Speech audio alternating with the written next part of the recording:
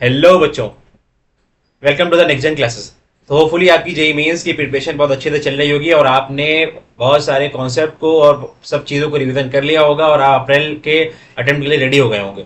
बहुत कम टाइम बचा है और हम लोग भी इस चैनल पर बहुत सारे चैप्टर के की कॉन्सेप्ट्स और इंपॉर्टेंट पीवाईक्यूज को रिवाइज कर चुके हैं। और इसी सीरीज में हम लोग अब नया चैप्टर यानी कोऑर्डिनेशन केमिस्ट्री को कोऑर्डिनेशन कंपाउंड को स्टडी करने वाले हैं। इसके इंपॉर्टेंट क्वेश्चंस को, इसके की कॉन्सेप्ट्स को रिवीजन करने वाले हैं, जो आपके अप्रैल अटेम्प्ट के लिए बहुत ही बेनिफिशियल होने वाला है। तो मेनली अगर बच्चों देखा जाए तो इस चैप्टर से 2 से 3 क्वेश्चन हमेशा मिलते हैं, इसीलिए ये चैप्टर बहुत ज़्यादा इंपॉर्टेंट होता है। और केमिस्ट्री के चैप्टर्स को देखते हुए अगर हम कोऑर्डिनेशन केमिस्ट्री की बात करें तो इस चैप्टर से आपको 3 से या 2 क्वेश्चन तो मिल ही जाएंगे। अगर जनवरी अटेम्प्ट की बात करें तो जनवरी अटेम्प्ट में भी हर पेपर में जितने भी शिफ्ट हुए उसमें 2 क्वेश्चन तो कोऑर्डिनेशन केमिस्ट्री के थे ही। साथ में कभी कभी 3 क्वेश्चन भी किसी किसी शिफ्ट में देखने को मिले। तो ये इसीलिए काफ़ी ज़्यादा इंपॉर्टेंट हो जाता है। और अगर हम बात करें बच्चों तो मेनली अगर इसके जो इंपॉर्टेंट टॉपिक्स हैं उसमें आपको क्या देखने वाला है। सबसे पहले तो बच्चों वीबीटी है, उसके बाद फिर सीएफटी थ्योरी होती है, उसके बाद फिर अगर आगे आगे हम लोग बढ़े तो सीएफटी के एप्लीकेशंस हैं। एंड देन फिर आगे बढ़ोगे तो आपको आइसोमेरिज्म है। तो ये सब जो कॉन्सेप्ट्स हैं इन सब को हम लोग क्या करने वाले, रिवीजन करने वाले हैं। इन पे बेस्ड जो क्वेश्चन अभी जनवरी अटेम्प्ट में आए हुए हैं या इंपॉर्टेंट पीवाईक्यूज हैं उसे भी देखेंगे, ताकि आप जल्दी से कैसे क्वेश्चंस को वहाँ सॉल्व कर सकें। कम टाइम में आपके अगर कॉन्सेप्ट स्ट्रांग है तो आपको कोई ट्रिक बहुत ज़्यादा लगाने की जरूरत नहीं पड़ती, आप 3 4 स्टेप्स वैसे भी स्किप कर जाते हो, ये जब आपको पहले से याद होगा। तो इसीलिए पहले से प्रिपरेशन करना बहुत ज़रूरी है। और उन क्वेश्चंस को रिवीजन करना भी जरूरी है कि कैसे क्वेश्चन आ सकते हैं, क्या लेवल है, उस लेवल तक कि हम पहुंच रहे हैं कि नहीं पहुंच रहे हैं, हमारी स्टडी ऐसी है कि नहीं कि जो रिक्वायर्ड है। तो आइए क्यों ना शुरू करते हैं कोऑर्डिनेशन केमिस्ट्री और उसमें अपने कॉन्सेप्ट्स को रिवीजन भी कर लेंगे, जो कि हमारी अप्रैल अटेम्प्ट यानी 2 अप्रैल से जो एग्जाम्स हैं उसके लिए बेनिफिशियल होंगे। देखो, अगर हम इस क्वेश्चन की बात करें तो हमें इस क्वेश्चन में क्या करना है, identify the correct set of details. यहाँ पर 5 कॉम्प्लेक्स दिए गए हैं और पता करना है कि ये इनर ऑर्बिटल कॉम्प्लेक्स है कि आउटर ऑर्बिटल कॉम्प्लेक्स है और हाइब्रिडाइजेशन क्या है। आपको पता है कि अगर कभी भी हाइब्रिडाइजेशन में सारे के सारे बैलेंस शेल के ऑर्बिटल पार्टिसिपेट कर रहे हो तो आउटर ऑर्बिटल कॉम्प्लेक्स बनता है। और एस और अगर डी पेनल्टीमेट शेल का हाइब्रिडाइजेशन में इस्तेमाल हो रहा हो तो फिर इनर ऑर्बिटल कॉम्प्लेक्स बनता है। अब ये डिपेंड करता है कि जो लिगेंड इस्तेमाल हो रहे हैं पेयरिंग करवा पाएंगे नहीं करवा पाएंगे, स्ट्रॉन्ग फील्ड लिगेंड है कि वीक फील्ड लिगेंड है। तो यहीं से शुरुआत करते हैं। अगर हम पहले क्वेश्चन की पहला वाला कॉम्प्लेक्स को देखें तो पहला जो कॉम्प्लेक्स है वो होता है CONH3 का होल 6 और 3+। अब बताओ, अगर हम बात करें CO3+ की, यहाँ पर अगर हम नाइट्रोजन पे चार्ज निकाले अमोनिया पे तो 0 चार्ज आएगा। तो कोबाल्ट पे हो गया 3+। अगर कोबाल्ट पे हो गया 3+, तो फिर कॉन्फ़िगरेशन हो गई होगी 4s0। 3d7 होना चाहिए था, है 3d6। अब 3d6 है तो इसका मतलब डी ऑर्बिटल में 6 इलेक्ट्रॉन है, लेकिन नाइट्रोजन डोनर लिगेंड जो होते हैं वो स्ट्रॉन्ग फील्ड लिगेंड्स होते हैं। ठीक है, तो यहाँ पर पेयरिंग हो जाएगी। और जब पेयरिंग हो जाएगी तो फिर 3d के 2 ऑर्बिटल्स, एक s का ऑर्बिटल और 4p के 3 ऑर्बिटल, ये आपस में मिक्स हो जाएंगे। D2sp3 हाइब्रिडाइजेशन होगा और इनर ऑर्बिटल कॉम्प्लेक्स बनेगा। तो ऑप्शन ए सही है आपका। फिर अगर हम बात करें बेटा बी वाले की, बी वाला पार्ट क्या कहता है, MnCl6। और उसके ऊपर देखो कितना है, 3- है।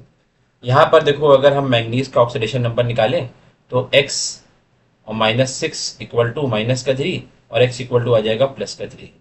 ठीक है, क्योंकि क्लोरीन के ऊपर -1 का चार्ज होता है। अच्छा नेक्स्ट, अब बताओ मैंगनीज के ऊपर अगर +3 का चार्ज है तो क्या आप ये बात कह सकते हैं कि कॉन्फ़िगरेशन रही होगी 4s0 और 3d4। सही है, 3d5 होता है, 3d4 हो गया। क्लोरीन एक वीक फील्ड लिगेंड होता है, तो डी ऑर्बिटल में यहाँ पर कोई पेयरिंग नहीं होगी और 4 ऑर्बिटल्स ऐसे प्रेजेंट होंगे, 1 2 3 4। ठीक है, अब इसके बाद देखो, अब यहाँ पर क्या होगा कि ये दो हमें डी चाहिए थे, एक एस मिलेगा। ठीक है, आउटर ऑर्बिटल का 3p मिलेंगे। और इसके अलावा फिर 4d के 5 में से 2 ऑर्बिटल इस्तेमाल होंगे और हमें क्या मिल जाएगा, क्या मिल जाएगा, sp3 D2 हाइब्रिडाइजेशन मिलेगा। और आउटर ऑर्बिटल कॉम्प्लेक्स बनेगा, तो ये वाला भी ऑप्शन क्या हो गया, सही हो गया। ठीक है, नेक्स्ट देखो। नेक्स्ट अगर बच्चों हम बात करें, हमारे पास है COF6 3 - n, है ना, क्या है, COF6 3 - n। अब इसमें भी हम कोबाल्ट पे चार्ज निकालें तो प्लस का 3 का चार्ज आएगा, और कोबाल्ट के ऊपर +3 का अगर चार्ज होता है तो आपको पता है कॉन्फ़िगरेशन 4s0 3d6 होती है। यहाँ पर क्या होगा बेटा, यहाँ पर पेयरिंग नहीं हो पाएगी। क्यों? क्योंकि हेलोजन्स जो होते हैं वो स्ट्रॉन्ग फील्ड लिगेंड्स नहीं होते, वीक फील्ड लिगेंड्स होते हैं। तो 1 2 3 4, ये 5 और ये 6। इसके बाद फिर क्या होगा, 4s का एक ऑर्बिटल, 4p के 3 ऑर्बिटल, और 4d के 5 में से 2 ऑर्बिटल मिक्स हो जाएंगे, और हमें क्या मिल जाएगा, sp3d2। और आउटर ऑर्बिटल कॉम्प्लेक्स बनना चाहिए है, इसमें क्या दिया है, D2sp3 हाइब्रिडेशन दी है, तो ये नहीं हो सकता, ये ऑप्शन गलत है। नेक्स्ट देखो, नेक्स्ट अगर हम बात करें,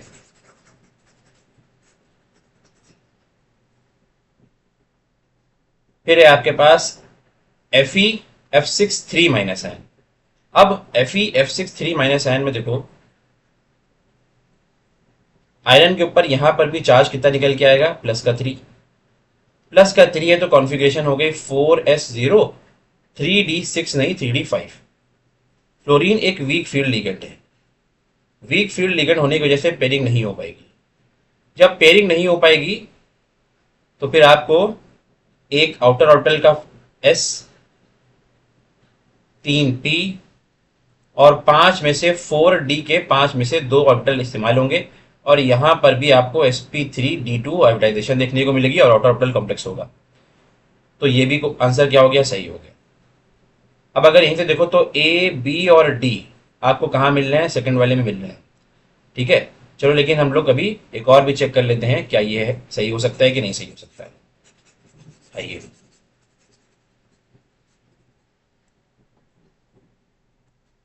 तो अब हमारे पास है NiCN4 2 - n, NiCN4 2 - n। Cyanide के ऊपर -1 का चार्ज होता है, तो निकिल के ऊपर चार्ज बन गया +2। निकिल के ऊपर +2 का चार्ज है, तो कॉन्फ़िगरेशन हो गया 4s0 3d8। 3d8 में साइनाइड एक बहुत ही स्ट्रॉन्ग फील्ड लिगेंड होता है, तो यहाँ पर भी पेयरिंग हो जाएगी। और जब पेयरिंग होगी तो फिर क्या होगा, 1 2 3 4 5 6 7 8। अब आपके पास क्या बचा, अब आपके पास बेटा क्या बचा, ये कॉम्प्लेक्स कैसा है, इसका कोऑर्डिनेशन नंबर 4 है ना, कोऑर्डिनेशन नंबर 4 क्योंकि मोनोडेंटेड लिगेंड 4 है इसके साथ।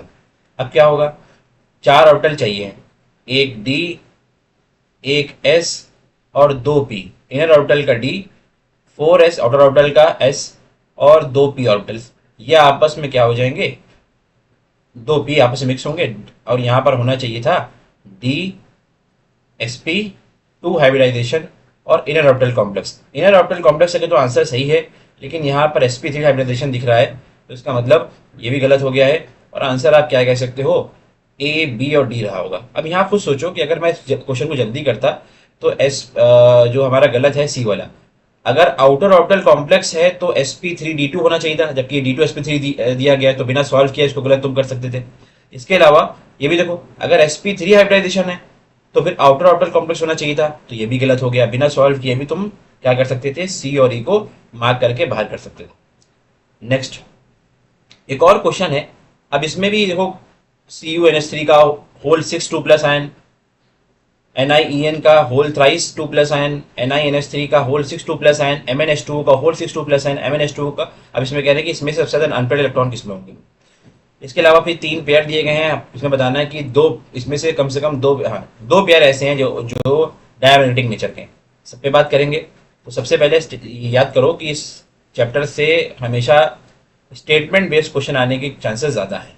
ठीक है, तो स्टेटमेंट बेस्ड क्वेश्चन थोड़ा टाइम टेकिंग होते हैं, आपको इसमें सब कुछ सॉल्व करना पड़ेगा, लेकिन करना तो है ही। तो अगर हम बात करें CuNH3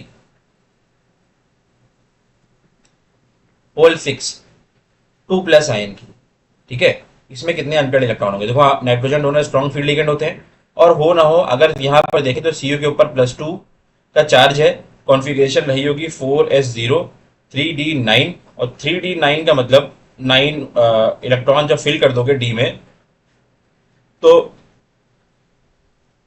एक ही इलेक्ट्रॉन तो बचेगा, तो इसमें एक अनपेयर्ड इलेक्ट्रॉन है।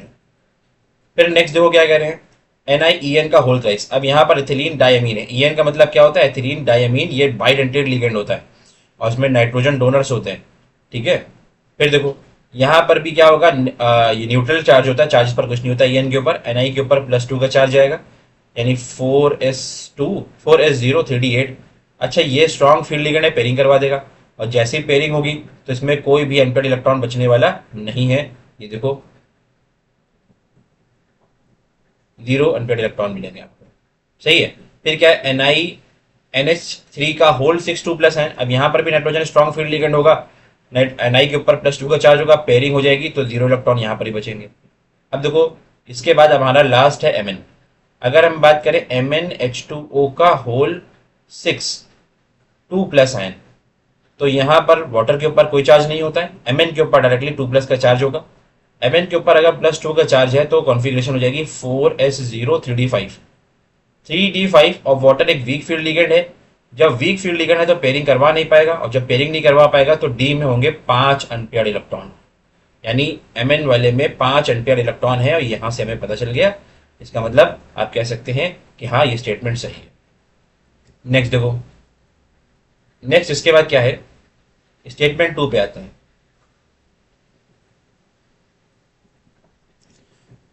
स्टेटमेंट 2 कहता है कि आपके पास 3 पेयर हैं, एक NiCl4 2- है, NiCO4 है, NiCN4 2- है।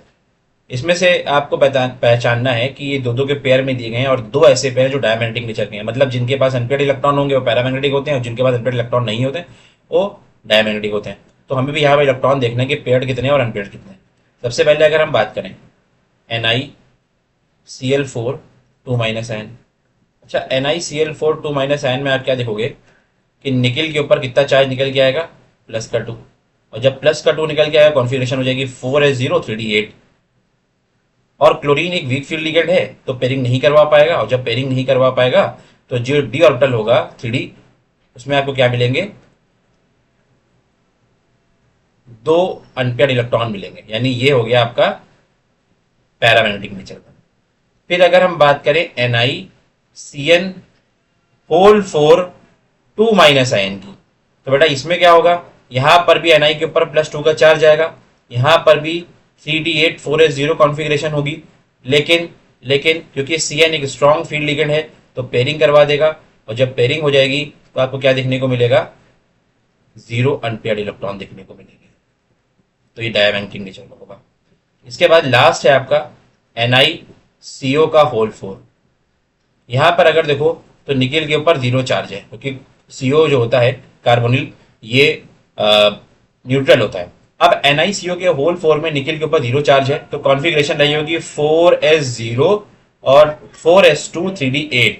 स्ट्रॉन्ग फील्ड लिगेंड होने की वजह से कॉन्फ़िगरेशन हो जाएगी 4s0 3d10, और जब 3d10 हो गई तो इसका मतलब कोई भी अनपेयर्ड इलेक्ट्रॉन इसमें नहीं है, पूरा ऑर्बिटल फील्ड है, डायमैग्नेटिक नेचर का होगा। कुल मिलाकर कह सकते हो इसमें Cl4 होगा वो पैरामैग्नेटिक हो जाएगा, NiCl4 2- वाले जितने भी स्पीशीज हैं वो पैरामैग्नेटिक नेचर के होंगे, यानी इस पेयर में भी NiCl4 2- आ गया, पैरामैग्नेटिक नेचर का हो गया, है ना। NiCl4 सेकंड वाले पेयर में भी आ गया तो भी पैरामैग्नेटिक नेचर का हुआ। लेकिन आपको देखा जाए तो जो थर्ड वाला पेयर है इसमें दोनों ही स्पीशीज डायमैग्नेटिक है, यानी आप कह सकते हो कि एक ही पेयर ऐसा था जिसमें दोनों की दोनों स्पीशीज डायमैग्नेटिक थी। ये ऑप्शन गलत हो गया है, स्टेटमेंट 2 गलत हो गया है। तो यहां से आप कह सकते हो कि ओनली स्टेटमेंट बोथ स्टेटमेंट नहीं, statement 1 is true and statement 2 is false, यानी फोर्थ वाला ऑप्शन हो गया, ठीक है। देखो अगर बेटा इसके बाद हम बात करें तो क्वेश्चन नंबर 3 को देखो। अब यहां पर भी आपको क्या करना है, शेप, हाइब्रिडाइजेशन और स्पिन डिटेक्ट करनी है। एक आपको कॉम्प्लेक्स दिया गया है K3CO3 का होल थ्राइस, ठीक है। तो अगर हम बात करें यहाँ पर आपके पास कॉम्प्लेक्स आयन क्या है, CO, कार्बोनेट CO3 का होल थ्राइस, और इस पे चार्ज कितना हो जाएगा, -3। कार्बोनेट आयन आपको पता है CO3 2- आयन, इसमें ऑक्सीजन डोनर होंगे, और ये कैसा होगा, बाइडेंटेड लिगेंड होगा। यानी आपका ये कैसा कोऑर्डिनेशन नंबर 6 वाला कॉम्प्लेक्स है। कोऑर्डिनेशन नंबर इसका 6 हो जाएगा क्योंकि बाइडेंटेड लिगेंड 3 लगे हुए हैं। अगर हम इस पर चार्ज निकालें तो कोबाल्ट पर यहाँ पर चार्ज निकल के आएगा +3। कोबाल्ट पे अगर +3 का चार्ज है तो कॉन्फिगरेशन हो गई होगी 4s0 3d7 ना होके 3d6। और कार्बोनेट जो होता है क्योंकि ऑक्सीजन डोनर है तो वीक फील्ड लिगेंड हो गए। अगर वीक फील्ड लिगेंड है तो पेयरिंग तो करवाना नहीं हो पाएगी, और जब पेयरिंग नहीं हो पाएगी तो 3d6 में कुछ इस तरह से आपको देखने को मिलेगा कि 4 अनपेयर्ड इलेक्ट्रॉन होंगे, उसके बाद 4s0 होगा, फिर 4p0 होगा। अब इसमें अगर 4 अनपेयर्ड इलेक्ट्रॉन है तो आप क्या कह सकते हो, जो हाइब्रिडाइजेशन रही होगी, हाइब्रिडाइजेशन में 4s 4p के 3 और 4d के 2 आपस में मिक्स होंगे, आपको sp3d2 हाइब्रिडाइजेशन देखने को मिलेगी। शेप ऑक्टाहेड्रल हो जाएगा, शेप ऑक्टाहेड्रल हो जाएगा। और अगर हम बात करें, और बच्चों अगर हम बात करें कि इसमें unpaired spin only magnetic moment की, तो spin only magnetic moment mu से रिप्रेजेंट करते हैं, और निकालने का तरीका होता है N+2 बोर मैग्नेटॉन। यानी यहाँ पर रखो जल्दी से कितने इलेक्ट्रॉन है आपके पास अनपेयर्ड, 4। 4 इंटू 6 का रूट 24 का रूट जो होगा वो 4.9 बोर मैग्नेटॉन के बराबर होगा। स्टेटमेंट 1 जो है वो पूरी तरीके से सही है। अगर स्टेटमेंट 1 सही हो गया है तो अब हम लोग स्टेटमेंट 1 को क्या करते हैं, सॉल्व करने की कोशिश करते हैं। तो स्टेटमेंट 2 क्या कहता है, स्टेटमेंट 2 ये कहता है कि अगर आपके पास NiCN4 2 माइनस है, MnBr4 2 माइनस है, CuF6 3 माइनस है, तो इनका शेप और इनके हाइब्रिडाइजेशन और इनका मैग्नेटिक मोमेंट क्या ये सही वैल्यूज हैं? तो एक एक करके चेक करो। तो सबसे पहले अगर हम बात करें NiCN4 2 माइनस आयन की, तो यहाँ पर निकिल के ऊपर चार्ज कितना निकल के आएगा, निकिल के ऊपर चार्ज निकल के आएगा +2। कॉन्फ़िगरेशन हो जाएगी 4s0 और 3d8। 3d8 क्योंकि Cn एक स्ट्रॉन्ग फील्ड लिगेंड है तो पेयरिंग करवा देगा, और जब पेयरिंग हो जाएगी तो फिर इलेक्ट्रॉन्स क्या हो जाएंगे, शिफ्ट हो जाएंगे। आपको क्या मिलेगा, 2 इम्पिटी ऑर्बिटल मिलेंगे 3d में, उसके बाद 4s का एक ऑर्बिटल, उसके बाद 4p के 3 ऑर्बिटल आपस में मिक्स हो जाएंगे। d2sp3 कॉन्फ़िगरेशन आपको देखने को मिलेगी, सॉरी, तो यहाँ पर dsp2 चाहिए हमें क्योंकि इसका कोऑर्डिनेशन नंबर कितना है, 4 है। अगर कोऑर्डिनेशन नंबर 4 है तो आप क्या कहोगे, एक डी, एक एस और 2p। डी कौन सा हो जाएगा, 3d का एक, फिर उसके बाद 4s, उसके बाद 4p के 2 आपस में मिक्स हो जाएंगे, तो आपको क्या मिलेगा, dsp2 कॉन्फ़िगरेशन देखने को मिलेगी। और dsp2 कॉन्फ़िगरेशन जहां पे होती है, dsp2 कॉन्फ़िगरेशन जहां पे होती है, हम कहते हैं कि वहां पर स्क्वायर प्लेनर शेप रहा होगा। ठीक है, तो इसका मतलब ये बिल्कुल सही बात है। और अनपेयर्ड इलेक्ट्रॉन भी कितने हैं, और अनपेयर्ड इलेक्ट्रॉन भी कितने हैं, 0 है, तो हम यहाँ पे कह सकते हैं कि इसका मैग्नेटिक मोमेंट भी क्या होगा, 0 होगा। नेक्स्ट देखो, अगर इसके बाद अगर हम बात करें तो हमारे पास हमें बात करनी है MnBr4 2 माइनस आयन की। तो MnBr4 2 माइनस आयन को अगर देखो, MnBr4 2 माइनस आयन, तो यहाँ पर मैंगनीज के ऊपर चार्ज रहा होगा 2+ का, और कॉन्फ़िगरेशन क्या रही होगी, 4s0 और 3d5। ब्रोमीन एक वीक फील्ड लिगेंड है तो पेयरिंग तो करवा नहीं पाएगा, और पेयरिंग जब नहीं करवा पाएगा तो 5 अनपेयर्ड इलेक्ट्रॉन ही रहेंगे। 5 अनपेयर्ड इलेक्ट्रॉन रहेंगे, कोऑर्डिनेशन नंबर 4 है, तो आउटर ऑर्बिटल का 1s और 3p आपस में मिक्स हो जाएंगे, sp3 हाइब्रिडाइजेशन होगी, और जब sp3 हाइब्रिडाइजेशन होती है तो याद करो टेट्राहेड्रल शेप होता था, तो यहाँ से sp3 टेट्राहेड्रल शेप ये कंफर्म हो गया है। अगर मैग्नेटिक मोमेंट निकालना चाहते हो तो 5 × 7 35 का रूट निकाल लो, रूट 35 जो होगा वो अप्रोक्सीमेटली 5.9 के बराबर होगा। ये भी मैच कर गया, लास्ट वाला भी मैच कर जाएगा। अगर करना चाह रहे हो तो वो भी कर लेते हैं। लास्ट वाला कौन सा है, CuF6 3 माइनस है, CuF6 3 माइनस आयन की अगर हम बात करें CO F6 3 माइनस आयन, तो यहाँ पर कोबाल्ट पे हो गया प्लस का 3 का चार्ज, कॉन्फ़िगरेशन हो गई 4s0 और फिर हो गया 3d5 3d6। अब यहाँ पर फ्लोरीन एक वीक फील्ड लिगेंड है, फ्लोरीन अगर एक वीक फील्ड लिगेंड है तो पेयरिंग नहीं करवा पाएगा। जब पेयरिंग नहीं करवा पाएगा तो इसमें 4 अनपेयर्ड इलेक्ट्रॉन होंगे, 4 अनपेयर्ड इलेक्ट्रॉन होंगे हाइब्रिडाइजेशन के लिए, क्योंकि इसका कोऑर्डिनेशन नंबर 6 है। तो फिर सारे के सारे आउटर ऑर्बिटल के आउटर शेल के ऑर्बिटल इस्तेमाल होंगे और यहाँ पर sp3d2 हाइब्रिडाइजेशन होगी। और अगर इसका अगर हम स्पिन ओनली मैग्नेटिक मोमेंट को कैलकुलेट करें तो 4 × 6 √24, और √24 कहीं ना कहीं 4.9 के इक्वल होता है। सब कुछ सही है, स्टेटमेंट 1 और स्टेटमेंट 2 बोथ आर करेक्ट। तो यानी हम कह सकते हैं इसका ऑप्शन जो होगा वो थर्ड वाला हो जाएगा, बोथ स्टेटमेंट 1 और स्टेटमेंट 2 आर करेक्ट। नेक्स्ट देखो, एक और कह रहे हैं, बहुत अच्छा क्वेश्चन है। कह रहे हैं आपको स्पिन ओनली मैग्नेटिक मोमेंट के रिस्पेक्ट में इसको अरेंज करना है असेंडिंग और डिसेंडिंग ऑर्डर में। सबसे पहले क्या है, सबसे पहले है Mn ए वाले में MnBr4। अब याद करो, इसमें अनपेयर्ड इलेक्ट्रॉन ज़्यादा, उसका स्पिन ओनली मैग्नेटिक मोमेंट भी ज़्यादा। MnBr4 2 माइनस में मैंगनीज के ऊपर चार्ज होगा Mn+2, कॉन्फ़िगरेशन हो जाएगी 4s0 और फिर क्या हो जाएगी 3d5। 3d5 का मतलब इसमें हो गए 5 अनपेयर्ड इलेक्ट्रॉन, पेयरिंग नहीं हो पाएगी। क्यों? क्योंकि ब्रोमीन एक वीक फील्ड लिगेंड होता है, यानी इसमें 5 आपको ए में अनपेयर्ड इलेक्ट्रॉन मिलेगी। फिर आगे अगर हम बात करें Cu H2O का होल 6 2+ आयन, यानी यहाँ पर कॉपर के ऊपर हो गया +2 का चार्ज, यानी यहाँ पर हो गया 4s0 3d9, और 3d9 का मतलब हो गया एक ही अनपेयर्ड इलेक्ट्रॉन देखने को मिलेगा आपको। कितना? सिर्फ एक अनपेयर्ड इलेक्ट्रॉन देखने को मिलेगा। डी में जब 9 इलेक्ट्रॉन भर दोगे तो एक ही अनपेयर्ड इलेक्ट्रॉन तो बचेगा, तो बी में हो गया एक अनपेयर्ड इलेक्ट्रॉन। फिर आ जाओ सी में, NiCN4 2 माइनस, यहाँ पर निकिल पे चार्ज कितना निकालोगे 2+। क्यों? क्योंकि Cn के ऊपर माइनस का कितना चार्ज होता है, माइनस का 1, x -4 = -2, यानी x = +2। यानी यहाँ पर कॉन्फ़िगरेशन होगी 4s0 3d8, क्योंकि Cn एक स्ट्रॉन्ग फील्ड लिगेंड है, सारे इलेक्ट्रॉन को पहले क्या करवा देगा, पेयर्ड करवा देगा। और जब पेयरिंग हो जाएगी तो इसमें एक भी अनपेयर्ड इलेक्ट्रॉन बचने वाला नहीं है, मैग्नेटिक मोमेंट की वैल्यू भी 0 ही आएगी। लास्ट देखो, अब आपके पास कौन है, NiH2O का होल 6, NiH2O का होल 6 बचा। यहां पर क्या है, +2 का चार्ज है, निकिल पे +2 का चार्ज, लेकिन वाटर एक वीक फील्ड लिगेंड होता है।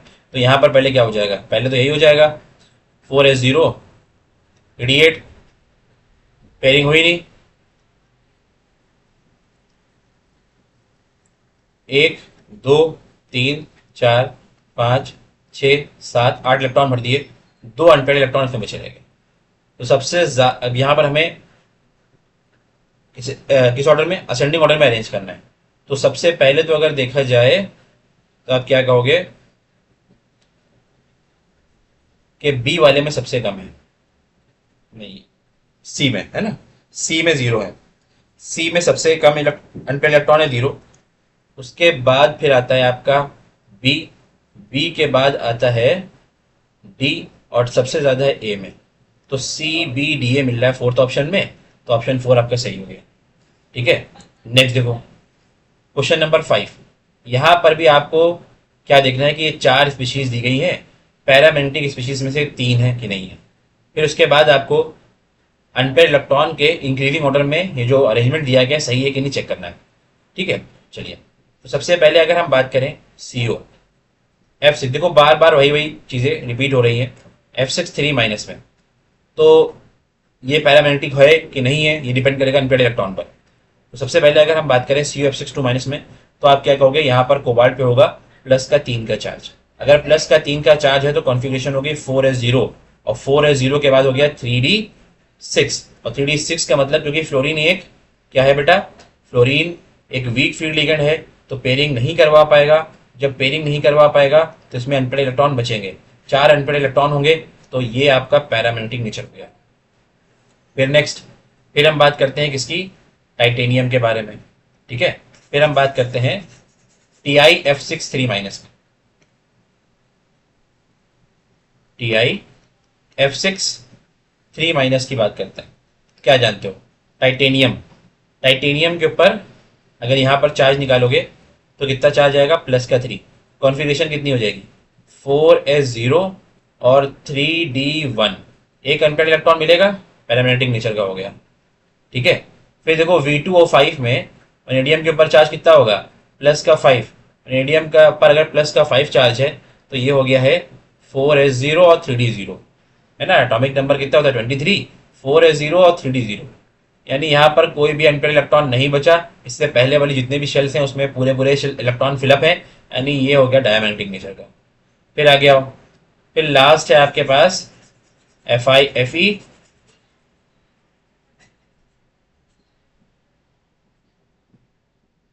FeCN का होल 6 3 माइनस है।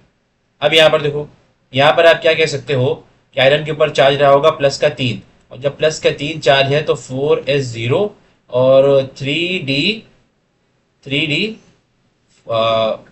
5 कॉन्फ़िगरेशन होगा। ठीक है। और 3d5 कॉन्फ़िगरेशन का मतलब क्या हो गया? 3d5 कॉन्फ़िगरेशन का मतलब क्या हो गया कि इसमें 5 अनपेयर्ड इलेक्ट्रॉन है। Cn एक स्ट्रॉन्ग फील्ड लिगेंड है, लेकिन पेयरिंग करवाने के बाद भी इसमें एक अनपेयर्ड इलेक्ट्रॉन बचा ही रह जाएगा, तो ये भी पैरामैग्नेटिक हुआ। तो स्टेटमेंट 1 इसका क्या हो गया है? सही। ठीक है। फिर आगे बढ़ते हैं।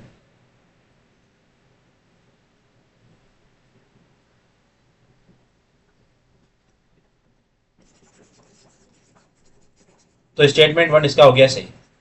अगर स्टेटमेंट 1 सही है तब आगे बढ़ो। अब इसमें हमें चेक करना है, ये 4 स्पीशीज दिए गए हैं, इसमें नंबर ऑफ अनपेयर्ड इलेक्ट्रॉन के ऑर्डर में इनको अरेंज करना है। तो सबसे पहले अगर हम बात करें K4 FeCN का होल 6, यानी यहां पर अगर हम आयरन के ऊपर चार्ज निकालें तो आयरन के ऊपर चार्ज कितना निकल के आएगा? +4 +x -6 = 0, यानी x इक्वल टू आ जाएगा +2। अगर x के ऊपर +2 का चार्ज है तो 4s0 और 3d6 कॉन्फ़िगरेशन रही होगी। अगर 3d6 कॉन्फ़िगरेशन है तो यहां पर आप क्या कह सकते हो? यहां पर आप क्या कह सकते हो कि क्योंकि Cn एक स्ट्रॉन्ग फील्ड लिगेंड है, Cn एक स्ट्रॉन्ग फील्ड लिगेंड है तो पेयरिंग करवा देगा, और जब पेयरिंग हो जाएगी तो कोई भी अनपेयर्ड इलेक्ट्रॉन नहीं बचेगा, तो इसमें अनपेयर्ड इलेक्ट्रॉन पहले वाले में होगा 0। दूसरा देखो, फिर दूसरा है आपके पास K3FeCN6। तो K3FeCN6 में आप क्या कहोगे? K3FeCN6, इसमें आयरन के ऊपर कितना चार्ज होगा?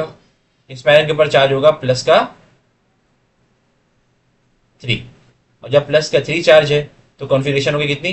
4s0 3d5। 3d5 का मतलब क्या हो गया? क्योंकि Cn एक स्ट्रॉन्ग फील्ड लिगेंड है तो पेयरिंग करवाएगा। पेयरिंग करने के बाद भी एक अनपेयर्ड इलेक्ट्रॉन तो बचा रह ही जाएगा, तो यहां पर हो गया एक अनपेयर्ड इलेक्ट्रॉन। ठीक है। नेक्स्ट देखो,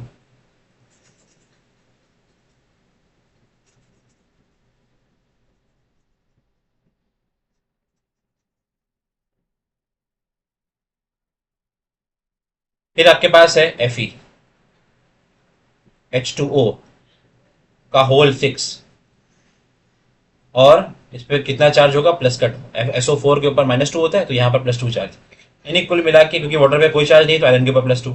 आयरन के ऊपर अगर +2 का चार्ज है तो 4s0 3d5 3d6 हो गया। 3d6 हो गया क्योंकि वाटर एक वीक फील्ड लिगेंड है तो पेयरिंग तो होगी नहीं, और जब पेयरिंग नहीं होगी तो इसमें क्या होंगे?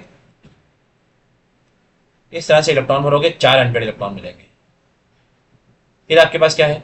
फिर है आपका FeH2O का होल 6 Cl3, यानी FeH2O का होल 6 के ऊपर +3 का चार्ज, यानी आयरन के ऊपर +3 का चार्ज। आयरन के ऊपर +3 का चार्ज का मतलब कितना हो गया बेटा? 4s0 3d5। 3d5 का मतलब हो गया, क्योंकि वाटर एक वीक फील्ड लिगेंड है पेयरिंग नहीं करवा पाएगा, 5 अनपेयर्ड इलेक्ट्रॉन आपको देखने को मिलेंगे। जब 5 अनपेयर्ड इलेक्ट्रॉन देखने को मिलेंगे तो ये ऑर्डर हमें लगता है बिल्कुल सही है। 0 के बाद 1, 1 के बाद 4, 4 के बाद 5, इस ऑर्डर सही है अनपेयर्ड इलेक्ट्रॉन के अकॉर्डिंग। तो स्टेटमेंट 1 और statement 2 both are correct, option 1 हो जाएगा इसका सही।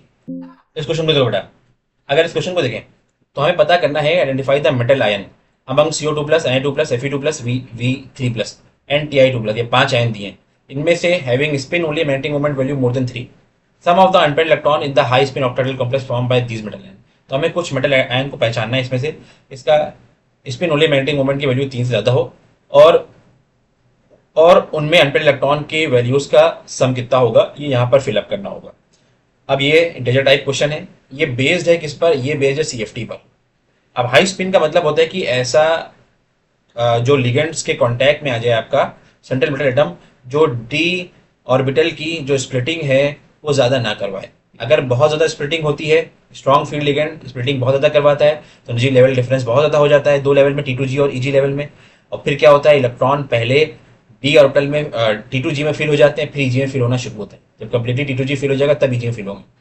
जबकि अगर वीक हाई स्पिन कॉम्प्लेक्सेस है, वीक फील्ड लिगेंड है, तो हाई स्पिन कॉम्प्लेक्सेस में पहले T2G और EG लेवल में डिफरेंस बहुत कम होगा। T2G में 3 इलेक्ट्रॉन भर जाएंगे एक ही स्पिन के साथ, फिर EG में 2 इलेक्ट्रॉन भरेंगे, फिर T2G में भरते हैं। यही यहाँ पर भी होने वाला है, क्योंकि डिफरेंस बहुत ज़्यादा नहीं हाई स्पिन कॉम्प्लेक्स है। हाई स्पिन कॉम्प्लेक्सेस में आप क्या कहोगे, सबसे पहले CO2 प्लस है, तो CO2 प्लस में कॉन्फ़िगरेशन हो गई। यहाँ पर अगर हम देखें तो आप कहोगे 4s0 रही होगी और 3d7 रही होगी, ठीक है। 7 इलेक्ट्रॉन रहे होंगे कोबाल्टिन में। अब 7 इलेक्ट्रॉन को भरने के लिए क्या करोगे, 1 2 और ये 3, ये 4, ये 5, फिर ये 6 और ये 7, यानी इसमें 3 अनपेयर्ड इलेक्ट्रॉन है। अगर n की वैल्यू 3 है तो म्यू की वैल्यू कितनी हो जाएगी, 3 5 15, और 15 जो होता है वो ग्रेटर देन कितना होता है, 3 होता है, ठीक है, ग्रेटर देन 3 होता है। तो यानी यहाँ पर आपको 3 अनपेयर्ड इलेक्ट्रॉन मिले, आपने इसको लिख लिया। फिर देखो, फिर Ni2 प्लस आयन की बात करें तो Ni2 प्लस आयन में क्या होगा, Ni2 प्लस आयन में क्या होगा बेटा, कि कॉन्फ़िगरेशन हो जाएगी 4s2 और 3d8। अब 4s2 3d8 के बाद आप क्या करोगे, इलेक्ट्रॉन फिलअप करना शुरू करोगे। तो 1 2 3 4 5 6 7 और 8, यहाँ पर n की वैल्यू 2 मिली है, अनपेयर्ड इलेक्ट्रॉन 2 है, और 2 का मतलब हो गया म्यू की वैल्यू हो गई 2 × 4 यानी √8, और √8 जो होता है वो लेस देन 3 होता है, यानी आपने इसको निगलेक्ट कर दिया। फिर आपके पास है Fe2 प्लस आयन। अब बताओ Fe2 प्लस आयन में क्या होगा बेटा, 4s0 और 3d6 होगा। 3d6 का मतलब क्या हो गया, 1 2 3 4 5 और ये 6, नंबर ऑफ अनपेयर्ड इलेक्ट्रॉन मिल गए 4। अगर नंबर ऑफ अनपेयर्ड इलेक्ट्रॉन 4 है तो यहाँ पर आप म्यू की वैल्यू निकालो, तो म्यू की वैल्यू निकल के आएगी 4 × 6 √24, और √24 और ग्रेटर देन 3, यानी ये वाला आपके लिए सही है। और इसमें अनपेयर्ड इलेक्ट्रॉन कितने मिले हैं आपको, 4, सही है। नेक्स्ट आगे बढ़ते हैं। तो देखो, अगर वैनेडियम की बात करें तो वैनेडियम का के ऊपर कितना चार्ज है, +3, एटॉमिक नंबर कितना होता है बेटा इसका, 23। अब 3 इलेक्ट्रॉन अगर निकल गए तो 4s0 और 3d कितना बचा होगा, 2। अब 2 अनपेयर्ड इलेक्ट्रॉन का मतलब है कि म्यू की वैल्यू जो आएगी वो लेस देन 3 आएगी, तो उसको भूल जाओ।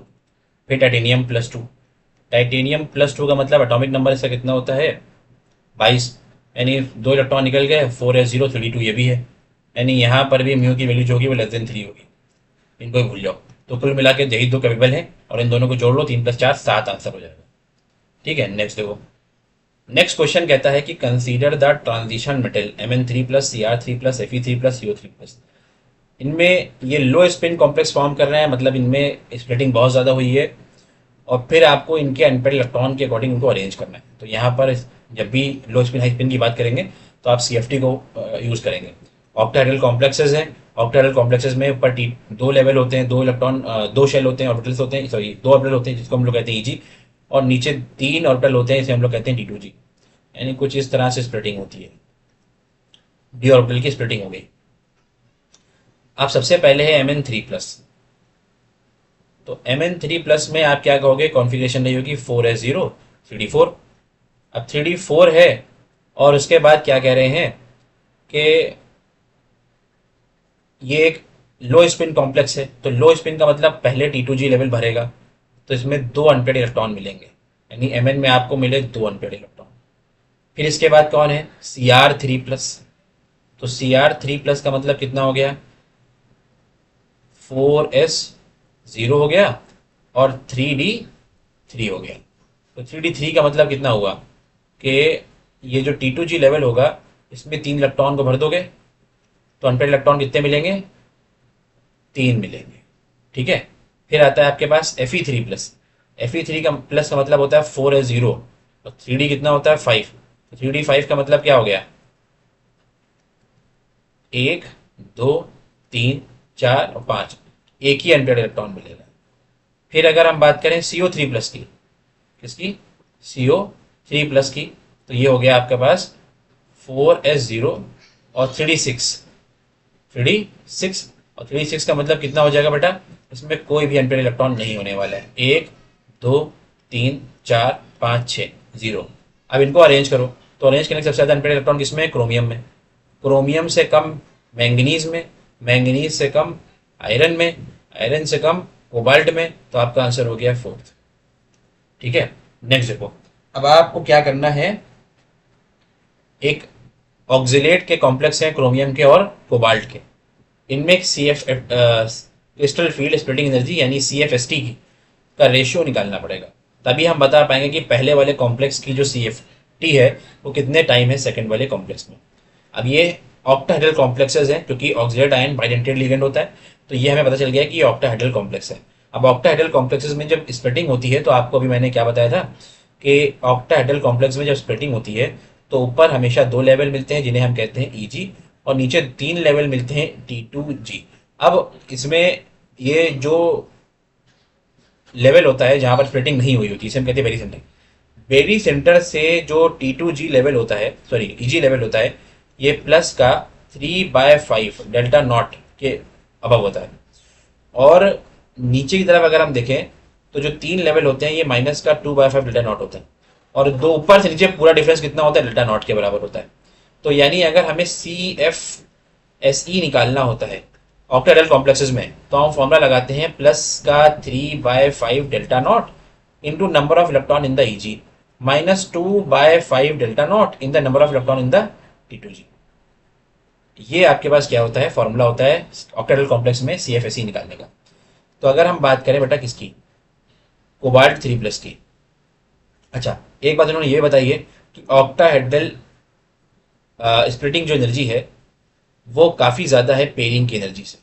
इसका मतलब पेयरिंग की एनर्जी कम है। अगर पेयरिंग की एनर्जी कम है तो फिर पहले पेयरिंग हो जाएगी, इनका कहने का मतलब ये होगा। ठीक है, पेयरिंग हो जाएगी आसानी से, इलेक्ट्रॉन ऊपर नहीं जंप करेगा जब तक कि T2G लेवल पूरी तरीके से फिलअप ना हो जाए, इनका ये कहने का मतलब है। ठीक है, इस पॉइंट से तो सबसे पहले देखो कोबाल्ट के ऊपर प्लस का 3 का चार्ज निकल के आएगा, इस वाले में, पहले वाले में अगर प्लस का 3 का चार्ज है तो कॉन्फ़िगरेशन हो जाएगी 4s0 और 3d6। अब 6 इलेक्ट्रॉन को यहाँ भर दो 1 2 3 से, तो यहाँ पर कितना निकल के आएगा, ऐसे 1 2 3 4 5 6 इलेक्ट्रॉन भर दिए। 6 इलेक्ट्रॉन भर दोगे तो पहले वाले में एनर्जी कितनी निकल के आएगी, 0 in the EG levels minus 2/5 delta not into 6, यानी माइनस का 2.4 डेल्टा नॉट, पहला हो गया। तो दूसरे में अगर हम बात करें क्रोमियम की, तो Cr3 प्लस की कॉन्फ़िगरेशन हो जाएगी 4s0 और 3d3। अब जब 3d3 हो गई तो आप यहाँ पर कह सकते हो कि 3 इलेक्ट्रॉन भरोगे। जब यहाँ पर 3 इलेक्ट्रॉन को भर दोगे, 1 2 3, EG में कोई इलेक्ट्रॉन नहीं है, तो सेकंड वाले में CFSE किसके इक्वल हो जाएगी, 0 माइनस 2/5 डेल्टा नॉट इंटू 3, यानी माइनस का कह सकते हो 1.2 डेल्टा नॉट। तो यानी यहाँ से आप कहोगे कि अगर मैं इन दोनों का रेशियो निकालूं तो माइनस का 2.4 delta not divide by minus का 1.2 डेल्टा नॉट, यह आ गया 2। यानी सेकेंड वाले की जो CFSE की वैल्यू है वो 2 टाइम है फर्स्ट वाले कॉम्प्लेक्स की जो CFSE की वैल्यू है वो 2 टाइम है सेकेंड वाले कॉम्प्लेक्स के, यानी n की वैल्यू हो गई 2, आंसर आ गया 2। सही है, नेक्स्ट देखो, यहाँ पर भी कुछ ऐसी बात करनी है। क्रिस्टल फील्ड स्टेबलाइजेशन एनर्जी जो होती है वो क्रोमियम के कॉम्प्लेक्स की ज़्यादा है मैंगनीज के कॉम्प्लेक्स में कंपैरिजन में। तो चलो कंपेयर करते हैं, उसके बाद फिर हमें स्पिनोली मैग्नेटिक मोमेंट की बात करनी है। तो अगर हम बच्चों बात करें पोटेशियम सबसे पहले स्टेटमेंट 1 की, तो CrH2O का होल 6 2 प्लस आयन है, ये भी क्या है, ऑक्टाहेड्रल कॉम्प्लेक्स है। क्रोमियम के ऊपर +2 का चार्ज है, अगर +2 का चार्ज है तो कॉन्फ़िगरेशन 4s0 3d4 रही होगी। और यहाँ पर मैंने क्या बताया बेटा, क्योंकि ये वाटर एक वीक फील्ड लिगेंड है तो स्प्लिटिंग क्या होगी, ज़्यादा नहीं होगी या स्प्लिटिंग ज़्यादा नहीं होगी तो फिर ईजी लेवल में भी एक इलेक्ट्रॉन पहले पेयरिंग नहीं होगी, पहले एक एक इलेक्ट्रॉन T2G में भर जाएगा, फिर एक इलेक्ट्रॉन ईजी में भरेगा। अब यहाँ पर अगर हम एनर्जी कैलकुलेट करें, अभी मैंने फॉर्मूला क्या बताया था, ईजी में जितने इलेक्ट्रॉन हैं उसको 2/5 डेल्टा नॉट से मल्टीप्लाई कर दो और -3/5 डेल्टा नॉट से मल्टीप्लाई कर दो जितने T2G में इलेक्ट्रॉन है, 3 है। यानी यहाँ पर कितना आ जाएगा, प्लस का 0 पॉइंट प्लस का 3/5 से मल्टीप्लाई करोगे, ठीक है, 3/5 से मल्टीप्लाई करोगे number of electron in the easy level और 2/5 से मल्टीप्लाई करोगे number of electron in the T2G level. तो यहाँ पर क्या निकल के आ जाएगा, प्लस का 0.6 माइनस का 1.2 यानी माइनस का 0.6 डेल्टा नॉट आंसर आ जाएगा। सही है। दूसरा देखो, अगर हम बात करें मैंगनीज की, तो मैंगनीज के ऊपर अगर प्लस का 2 का चार्ज है, तो मैंगनीज के ऊपर अगर +2 का चार्ज है तो फिर इसका मतलब कॉन्फ़िगरेशन हो गई 4s0 और 3d5। 3d5 का मतलब हो गया 3 यहाँ 2 पर इलेक्ट्रॉन। अब बताओ इसकी CFSE की वैल्यू निकालें तो आप क्या कहोगे, 3/5 डेल्टा नॉट को 2 से मल्टीप्लाई करो माइनस के 2/5 डेल्टा नॉट को 3 से मल्टीप्लाई करो, आंसर 0 आ जाएगा। तो जितना ज़्यादा आंसर निगेटिव में होता है उतना ही ज़्यादा हम ये बात मानते हैं कि वो जो क्रिस्टल है, जो कॉम्प्लेक्स है, वो ज़्यादा स्टेबल होगा। यानी हम यहाँ पर कह सकते हैं कि जो क्रोमियम है, क्योंकि इसका आंसर ज़्यादा निगेटिव है और Mn2+ का आंसर 0 आया है, तो CFSE की वैल्यू क्रोमियम H2O का होल 6 की ज़्यादा हुई। तो स्टेटमेंट 1 आपका बिल्कुल सही है। अगर स्टेटमेंट 1 सही है तो अब आ जाओ स्टेटमेंट 2 पे। 2 की बात करें तो स्टेटमेंट 2 में आप क्या कह सकते हो कि potassium ferricyanide has a greater spin only magnetic moment than sodium ferrocyanide. अब फॉर्मूला लिखने का देखो इतना वो नहीं है, लेकिन फिर भी आप कह सकते हो कि फेरीसाइनाइड मतलब यहाँ पर क्या रहा होगा, आयरन के ऊपर ज़्यादा चार्ज रहा होगा और फेरो में क्या होगा, कम चार्ज रहा होगा। और फेरी जो होता है यानी Fe+3 के फॉर्म में 4s2 4s0 और 3d5 कॉन्फ़िगरेशन होती है। और जब 5 कॉन्फ़िगरेशन होगी तो फिर इसमें 5 अनपेयर इलेक्ट्रॉन मिलेंगे। और साइनाइड आयन जो होता है वो स्ट्रॉन्ग फील्ड लिगेंड होता है, तो पेयरिंग करवा देता है। तो पेयरिंग के बाद नंबर ऑफ अनपेयर इलेक्ट्रॉन 1 मिलता है, ठीक है। फिर अगर हम बात करें फेरोसाइनाइड की, तो इसमें +2 के फॉर्म में आयरन होता है ना, 4s0 और 3d6। और 3d6 के बाद देखो साइनाइड एक स्ट्रॉन्ग फील्ड लिगेंड है, पेयरिंग करवाएगा तो एक भी अनपेयर इलेक्ट्रॉन नहीं बचेगा। और जब एक भी अनपेयर इलेक्ट्रॉन नहीं बचेगा तो आप कहोगे कि जिसमें अनपेयर इलेक्ट्रॉन ज़्यादा उसका स्पिनोली मैग्नेटिक मोमेंट ज़्यादा। तो स्टेटमेंट 2 आपका क्या हो गया, सही। ठीक है, तो स्टेटमेंट 1 और statement 2 both true, option 1 is correct. Next देखो, नेक्स्ट है, बोल रहे COBr4 2 - will absorb light of lower energy than the COCl4 2 - अब देखो, जब क्रिस्टल फील्ड स्प्लिटिंग होती है तो क्रिस्टल फील्ड स्प्लिटिंग में जो डी लेवल्स होते हैं, अगर आपके पास यहाँ पर देखो ये मान लेते हैं कि ये स्क्वायर प्लैनेट है, सॉरी टेट्राहेड्रल स्ट्रक्चर है, टेट्राहेड्रल कॉम्प्लेक्स है, तो T2G लेवल ऊपर होंगे और EG लेवल नीचे होंगे। ठीक है, ये उल्टा हो जाता है किसमें, टेट्राहेड्रल कॉम्प्लेक्स में। अब अगर हम बेटा यहाँ पर बात करें तो जितना ज़्यादा स्ट्रॉन्ग फील्ड लिगेंड होता है वो उतना ही ज़्यादा स्प्लिटिंग करवाता है, उतना ही ज़्यादा स्प्लिटिंग करवाता है। तो क्लोरीन ज़्यादा स्ट्रॉन्ग फील्ड लिगेंड है तो क्लोरीन ज़्यादा स्प्लिटिंग करवाएगा। ब्रोमीन कम स्ट्रॉन्ग लिगेंड है तो ब्रोमीन कम स्प्लिटिंग करवाएगा। तो जब इलेक्ट्रॉन को हायर लेवल से लोअर लेवल में जंप करना होगा तो ब्रोमीन वाले जो आयन है का कॉम्प्लेक्स होगा वो लेस एनर्जी की लाइट को अब्जॉर्ब करेगा, और जो Cl- वाला कॉम्प्लेक्स होगा वो ज़्यादा एनर्जी की लाइट को अब्जॉर्ब करेगा, क्योंकि एनर्जी डिफरेंस ज़्यादा है इलेक्ट्रॉन के एक्साइटेशन के लिए। तो इसीलिए हम कह सकते हैं कि COBr4 2 - absorb light lower energy than COCl4 2 - ये बात बिल्कुल सही है। ठीक है, तो यहाँ से आप कह सकते हो स्टेटमेंट 1 बिल्कुल सही है। फिर उसके बाद स्टेटमेंट 2 में CO4 - the energy separation between two set of is more COCl4 2 - यहाँ I- होता है कंपेयर टू Cl-. तो ये अब एनर्जी का सेपरेशन क्या होगा, दो लेवल का कम होगा, I4 में होना चाहिए है आई माइनस वाले जो कॉम्प्लेक्सेस हैं इसमें एनर्जी का सब्स्टिट्यूशन क्या होना चाहिए, कम होना चाहिए, क्योंकि स्प्लिटिंग क्या हुई है, कम हुई है।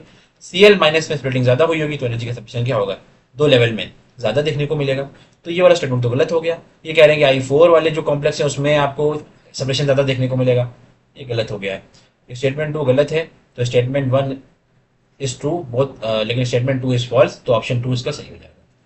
नेक्स्ट देखो, फिर यहाँ पर वही चीज आ गई। अब आपको एनर्जी के वेवलेंथ के ऑर्डर में इनको असेंडिंग ऑर्डर में अरेंज करना है कि कौन से कॉम्प्लेक्सेस कितनी ज्यादा हाई वेवलेंथ की या लो वेवलेंथ की लाइट को अब्जॉर्ब करेंगे। तो वही बात आती है कि जब डी लाइट का क्या होगा, डी ऑर्बिटल का स्प्लिटिंग होगी, तो जितनी ज्यादा स्प्लिटिंग होगी, ठीक है, उतना ही ज्यादा क्या होगा, एनर्जी का डिफरेंस क्रिएट होगा। इतना ज्यादा एनर्जी का डिफरेंस क्रिएट होगा, ठीक है, तो लाइट इलेक्ट्रॉन को हायर लेवल से लोअर लेवल में जाने के लिए उतना ज़्यादा एनर्जी की रिक्वायरमेंट होगी। एनर्जी में और वेवलेंथ में इन्वर्स रिलेशन होता है, अगर एनर्जी हाई एब्जॉर्ब होगी तो लैम्डा क्या हो जाएगा, लो। तो देखो सब पे +3 का चार्ज है। अगर हम कॉम्प्लेक्सेस में बात करें तो लिगेंड सबसे स्ट्रांग है थर्ड वाला। तो अगर एनर्जी के डिफरेंस की बात करें T2G और Eg लेवल में, तो सबसे ज़्यादा थर्ड में एनर्जी का डिफरेंस है, क्योंकि ये सबसे स्ट्रांग लिगेंड है। फिर उसके बाद फर्स्ट वाला अमोनिया, इसका एनर्जी का डिफरेंस उससे कम। फिर इसके बाद अगर हम बात करें तो यहाँ पर 6 अमोनिया है तो यहाँ पर 5 अमोनिया है, तो थोड़ा कम डिफरेंस आएगा लेकिन होगा बहुत। फिर आ गया फोर्थ एनर्जी डिफरेंस, दो लेवल में T2G में और जी में। फिर इसके बाद आएगा वाटर यानी सेकेंड। उसके बाद आएगा कौन, सबसे कम एनर्जी डिफरेंस होगा, सबसे कम स्प्लिटिंग होगी इसमें, फिफ्थ वाले में, क्योंकि हाइड्रोजन वीक फील्ड लिगेंड होता है। अब इसका उल्टा लैम्डा के ऑर्डर में अगर हम इसको अरेंज करें तो थर्ड वाला सबसे क्या करेगा, क्योंकि एनर्जी डिफरेंस बहुत ज़्यादा है, तो वेवलेंथ की जो अब्जॉर्ब करेगा, जो लाइट अब्जॉर्ब करेगा उसकी वेवलेंथ क्या होगी, सबसे कम। फिर उससे ज़्यादा फर्स्ट, उससे ज़्यादा फोर्थ, उससे ज़्यादा सेकेंड और सबसे ज़्यादा फिफ्थ। तो देखो ये कहाँ मिल रहा है आपको, थर्ड के बाद फिफ्थ, फिफ्थ के बाद फोर्थ, फोर्थ के बाद सेकेंड, सेकेंड के बाद फिफ्थ, थर्ड के बाद फर्स्ट, फोर्थ, सेकेंड, फिफ्थ, यानी मिल गया आपको फोर्थ वाले ऑप्शन में, ऑप्शन फोर इज करेक्ट। इस क्वेश्चन को देखो बेटा, इस क्वेश्चन में हमें आइसोमरिज्म पर बेस्ड क्वेश्चन आ गया है। तो अगर आइसोमरिज्म पर बेस्ड क्वेश्चन आ गया है तो ज़रा हमें देखो ज्योमेट्रिकल आइसोमर, ऑप्टिकल आइसोमरिज्म और बहुत सारे कॉन्सेप्ट्स हैं उनके बारे में पता होना चाहिए। सबसे पहले अगर हम देखो प्लेटिनम की बात करें तो प्लेटिनम जो होता है ये होता है 5D9 और 6S1 कॉन्फ़िगरेशन होती है जनरली। अब यहाँ पर +2 के फॉर्म में है, अगर +2 के फॉर्म में है तो रहा होगा 5D8 और 6S0, और ऐसा है तो फिर इसका मतलब इनर ऑर्बिटल कॉम्प्लेक्स बना होगा। इनर ऑर्बिटल कॉम्प्लेक्स जब बनेगा तो यहाँ पर कहीं ना कहीं ये स्क्वायर प्लेनर यानी DsP2 हाइब्रिडाइजेशन के फॉर्म में मिलेगा आपको। इसका कोऑर्डिनेशन नंबर कितना है, 4। DsP2 हाइब्रिडाइजेशन होगी और DsP2 hybridisation geometrical isomerism show करती है। sp3 हाइब्रिडाइजेशन टेट्राहेड्रल कॉम्प्लेक्सेस जो होते हैं वो ज्योमेट्रिकल आइसोमरिज्म शो नहीं करते। यानी आप कह सकते हो कि ये MABCD के फॉर्म का है, और जब MABCD के फॉर्म का है तो इसका मतलब आप क्या कह सकते हो कि इसमें हम लोग ट्रांसपेयर काउंट करेंगे। तो A के सामने अगर B होगा तो C के सामने D होगा, बना के भी देख लेंगे। अगर A के सामने C होगा तो B के सामने D होगा, और अगर A के सामने D होगा तो B के सामने C होगा। ये तीन तरीके हो सकते हैं। यानी M है तो A के सामने आप कह सकते हो या तो B और C के सामने D, या तो M है A के सामने अगर C तो B के सामने D, या M है A के सामने अगर D तो B के सामने। ये तीन ऑप्शन हो सकते हैं, यानी ज्योमेट्रिकल आइसोमर जो हो सकते हैं एक्स वाले में तीन हो सकते हैं। अब इसके आगे देखो, देखो इसीलिए हाइब्रिडाइजेशन चेक करना जरूरी है। और प्लैटिनम, पैलेडियम, ये कुछ केसेस होते हैं जो आपको 3D सीरीज के अलावा भी याद करने पड़ती हैं कॉन्फ़िगरेशंस। अब अगर हम बात करें CrCl2OX का होल ट्वाइस, अब बेटा ये ऑक्टाहेड्रल कॉम्प्लेक्स है। ऑक्टाहेड्रल कॉम्प्लेक्सेस चाहे इनर ऑर्बिटल हो चाहे आउटर ऑर्बिटल हो, ये हमेशा ही क्या करते हैं, ज्योमेट्रिकल आइसोमरिज्म और ऑप्टिकल आइसोमरिज्म शो करते हैं। तो यहाँ पर भी हम लोग क्या करेंगे, क्योंकि ऑक्सिलेट आयन जो होता है इसमें दोनों ऑक्सीजन एटम बाइडेंटेड लिगेंड है और दोनों ऑक्सीजन एटम डोनर होते हैं, तो हम मान सकते हैं कि ये Ma2AA का होल ट्वाइस टाइप का आइसोमर है, कॉम्प्लेक्स है। यानी यहाँ पर अगर हम बात करें तो एक देखो पॉसिबिलिटी ये होती है कि हम ट्रांसपेयर में कुछ इस तरह से ट्रांसपेयर बना लें। इसके अलावा एक पॉसिबिलिटी है कि capital A small A, capital A small A, capital A capital A, ये दो पॉसिबिलिटीज है। अब अगर मैं इन पॉसिबिलिटीज को देखूं तो स्ट्रक्चर कैसा बनेगा, देखो स्ट्रक्चर ऐसा बनेगा। 6 पोजिशंस है, कैपिटल ए के सामने कैपिटल ए, कैपिटल ए के सामने कैपिटल ए, और स्मॉल ए के सामने स्मॉल ए। तो ये देखो ये ऐसा आइसोमर बना। अब इसमें प्लेन ऑफ सिमेट्री है, तो प्लेन ऑफ सिमेट्री अगर आ गई तो इसमें ऑप्टिकल आइसोमर तुमको नहीं मिलेगा। इसमें देखो कैपिटल ए के सामने स्मॉल है, कैपिटल ए के सामने स्मॉल है, कैपिटल ए के सामने कैपिटल ए। क्या ये ऐसा आइसोमर नहीं होगा? और इसके अंदर देखो कहीं से प्लेन ऑफ सिमेट्री नहीं मिलेगी तुम्हें, प्लेन ऑफ सिमेट्री नहीं मिलेगी। मिरर इमेज बनाओगे तो बन जाएगी optical isomer, optically active isomer होगा। यानी एक ऑप्टिकली एक्टिव आइसोमर मिला यहाँ से। ठीक है, उसको भी हटा दो।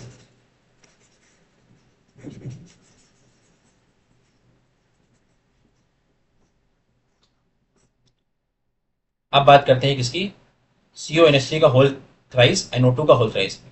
अब ये भी हेक्सा ऑक्टाहेड्रल कॉम्प्लेक्स है। ऑक्टाहेड्रल कॉम्प्लेक्सेस में सारी तीन एक जैसे हैं और तीन एक जैसे मोनोडेंटेड लिगेंड लगे हुए MA3B3 टाइप का ये कॉम्प्लेक्स है।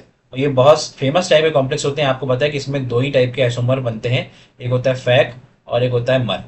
ठीक है, अब अगर हम बात करें, अगर बनाना चाहो तो बना भी लो, याद नहीं है तो देखो एक हो सकता है कि AA और B के सामने B, और एक हो सकता है AB, एक हो सकता है AB, AB और AB।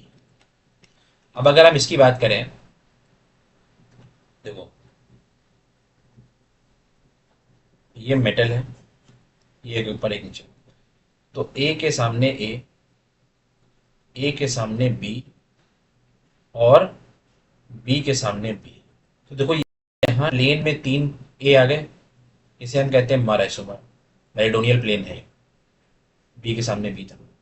फिर देखो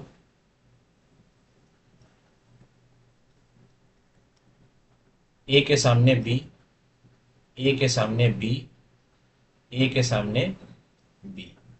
ये देखो एक प्लेन मिल गया ट्रायंगल, एक ट्रायंगल प्लेन ये मिल गया। जहाँ दो ट्रायंगल प्लेन मिल जाए ऐसे हम कहते हैं फेशियल प्लेन है ये, और ये फैक आइसोमर है। तो इसमें दो ही आइसोमर पॉसिबल होते हैं, 3 + 1 + 2, यानी यहाँ पर आपको मिल गए 6 आइसोमर। 6 आपका आंसर हो गया। नेक्स्ट देखो, अब कुछ कुछ क्वेश्चंस आपके कॉम्प्लेक्सेस की जो एप्लीकेशन होती हैं उन पर बेस्ड भी आए हुए हैं। तो एप्लीकेशन बेस्ड भी क्वेश्चन है एक, NiPPH3Cl2। कह रहे कि क्या ये पैरामैग्नेटिक कॉम्प्लेक्स है, और आपको इसके बारे में कुछ बातें बतानी कि क्या ये ज्योमेट्रिकल आइसोमरिज्म शो करेगा कि नहीं करेगा। तो ये एक पैरामैग्नेटिक नेचर का है। पैरामैग्नेटिक नेचर का मतलब पेयरिंग नहीं होगी, अनपेयर्ड इलेक्ट्रॉन रहे होंगे। एक बात समझ में आ गई। निकिल के ऊपर चार्ज निकालो, तो निकिल के ऊपर अगर यहाँ पर चार्ज +2 है, तो +2 का मतलब हो गया कि 4s0 और 3d8 कॉन्फ़िगरेशन होगी। 3d8 कॉन्फ़िगरेशन का मतलब क्या हो गया कि पेयरिंग नहीं हुई है, जब भी तो अनपेयर्ड इलेक्ट्रॉन इसमें मिल रहे हैं। आपको पैरामैग्नेटिक नेचर कैसे आएगा, 1 2 3 4 5 और ये 6 ये 7 ये 8, 2 अनपेयर्ड इलेक्ट्रॉन मिल गए। अब 2 अनपेयर्ड इलेक्ट्रॉन मिल गए तो इसका मतलब sp3 हाइब्रिडाइजेशन नहीं होगी। अगर sp3 हाइब्रिडाइजेशन नहीं होगी तो इसका मतलब ये टेट्राहेड्रल कॉम्प्लेक्स होगा, और टेट्राहेड्रल कॉम्प्लेक्सेस कभी भी ज्योमेट्रिकल आइसोमरिज्म शो नहीं करते हैं। उसका मतलब ये गलत हो गया। और इसका कलर जो बेटा होता है वो ब्लू कलर का होता है। ये बहुत ही कॉम्प्लेक्स का कलर आपको याद करना पड़ेगा, ये ब्लू कलर का कॉम्प्लेक्स होता है। ठीक है, अच्छा अगर 2 अनपेयर्ड इलेक्ट्रॉन है तो इसमें म्यू की वैल्यू जो होगी वो कितनी हो जाएगी, 2 × 4 का रूट, यानी कितना आ जाएगा 8। 8 मतलब 2.84 के बराबर हो जाएगा बोर मैग्नेट्रॉन। तो ये वाला स्टेटमेंट तो सही हो गया। अच्छा, इसके बाद फिर क्या कह रहे हैं, इसके बाद क्या कह रहे हैं देखो, याद रखना ये sp3 हाइब्रिड है, ये हमने कहीं पर लिख दिया है, sp3 हाइब्रिड है ये। नेक्स्ट कह रहे हैं कि CFSE की जो वैल्यू है निकिल कॉम्प्लेक्स के लिए वो -0.8 डेल्टा नॉट के बराबर है। पहली बात तो ये बेटा कैसा है, टेट्राहेड्रल कॉम्प्लेक्स है। टेट्राहेड्रल कॉम्प्लेक्सेस में T2G लेवल ऊपर होते हैं और EG लेवल नीचे होते हैं। ठीक है, और यहाँ पर क्या बताया बेटा, पैरामैग्नेटिक कॉम्प्लेक्सेस है, तो पहले इलेक्ट्रॉन क्या होंगे, फिलअप होंगे कुछ इस तरह से, 1 2 3 4 5 6, और ये 6, ये 7 और ये 8। ठीक। अब अगर हमें इनकी एनर्जी इसमें CFSE की वैल्यू निकालनी है तो आप क्या करोगे कि जो 3 लेवल ऊपर है वो प्लस का 2/5 ऊपर है, डेल्टा टी। इसमें कितने इलेक्ट्रॉन है? 4। 1 2 3 4, 4 से मल्टीप्लाई। माइनस नीचे देखो 2 लेवल है, और जब 2 है तो इसमें माइनस का 3/5 डेल्टा टी हो जाएगा। माइनस का 3/5 डेल्टा टी हो जाएगा। इंटू कितने इलेक्ट्रॉन है? 4। ये कितना हो गया? 0.4 इंटू 4, यानी प्लस का 0 पॉइंट या 1.6 डेल्टा टी, माइनस 3/5 इंटू 4 यानी 0.6 इंटू 4 यानी माइनस का 2.4 डेल्टा टी, यानी आंसर आ गया माइनस का 0.8 डेल्टा टी। यानी यहाँ पर ध्यान रखो कि जो T2G लेवल ऊपर हो जाते हैं और T2G लेवल की जो एनर्जी होती है पॉजिटिव हो जाती है, प्लस का 2/5 डेल्टा टी हो जाती है। और नीचे कितना है? माइनस का 3/5 डेल्टा टी, और EG लेवल से नीचे जितने इलेक्ट्रॉन होंगे इसमें मल्टीप्लाई कर दो, इसमें इलेक्ट्रॉन होंगे उतने मल्टीप्लाई कर दो, फिर ऐड कर दो सबको। तो आंसर माइनस का 0.8 डेल्टा टी आ रहा है, ना कि डेल्टा नॉट आ रहा है। तो ऑक्टाहेड्रल स्प्लिटिंग की एनर्जी हो गई। हमारे पास टेट्राहेड्रल कॉम्प्लेक्स है, तो ये वाला स्टेटमेंट गलत हो गया। फिर लास्ट देखो क्या है। लास्ट में बेटा पूछ रहे हैं कि क्या इसकी ज्योमेट्री या अरेंजमेंट कैसा है, NiCO के होल 4 की तरह है। तो ज़रा चेक कर लेते हैं। तो चेक करना हो तो कर लो, वरना हमें आंसर तो इससे मिल चुका है। देखो NiCO के होल 4 में निकिल के ऊपर 0 का चार्ज होगा, निकिल के ऊपर 0 का चार्ज होगा। कॉन्फ़िगरेशन 4:3D8 होना चाहिए, क्योंकि क्योंकि यहाँ पर क्या हो जाएगी? पेयरिंग हो जाएगी, क्योंकि CO बहुत स्ट्रॉन्ग लिगेंड होता है। 4s 0 हो जाएगा और 3D10 हो जाएगा। अब यहाँ पर भी sp3 ही कॉन्फ़िगरेशन देखने को मिलेगी। तो ये वाला स्टेटमेंट क्या मिला आपको? सही मिला। तो गलत कितने हैं? 1 2 3, A B और D गलत है। तो यहाँ से आपने कह दिया 2 गलत।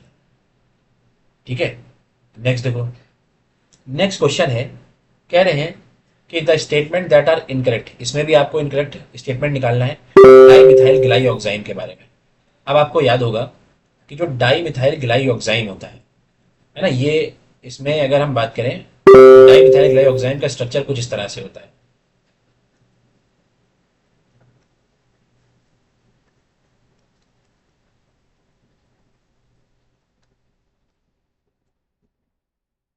और ये नाइट्रोजन क्या करता है? मेटल के साथ बॉन्ड बनाता है। नाइट्रोजन के साथ एक OH होता है और एक जगह पर O- होता है। अब अगर दूसरा DMG का क्या आएगा, क्या कह सकते हो कि दूसरा वाला अगर एक और अगर यही वाला लिगेंड आ जाए तो कुछ इस तरह से होगा।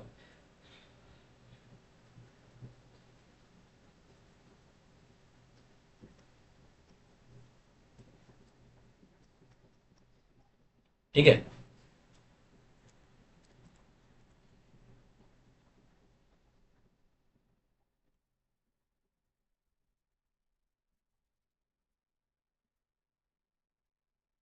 ये नाइट्रोजन का जो O- होगा यहाँ पर,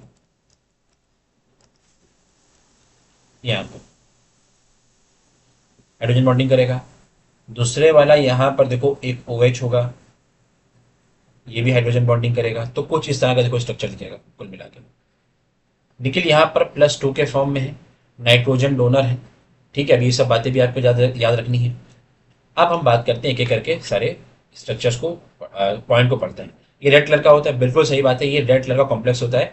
हम लोग निकिल के फाइंड करने में ये वाली टेक्निक का इस्तेमाल भी करते हैं। तो रेड कलर का है। वाटर में सॉल्युबल होगा, कॉम्प्लेक्स क्रिस्टल बन जाते हैं। वाटर में हाईली सॉल्युबल नहीं होते हैं pH 9 पर। तो स्टेटमेंट क्या हो गया? गलत हो गया। फिर इसमें 2 अनपेड इलेक्ट्रॉन होंगे, ये पता करने के लिए आप क्या करोगे? निकिल है, अब निकिल के ऊपर देखो +2 का चार्ज है। +2 का चार्ज का मतलब तुम जानते हो 3D8 कॉन्फ़िगरेशन होगी।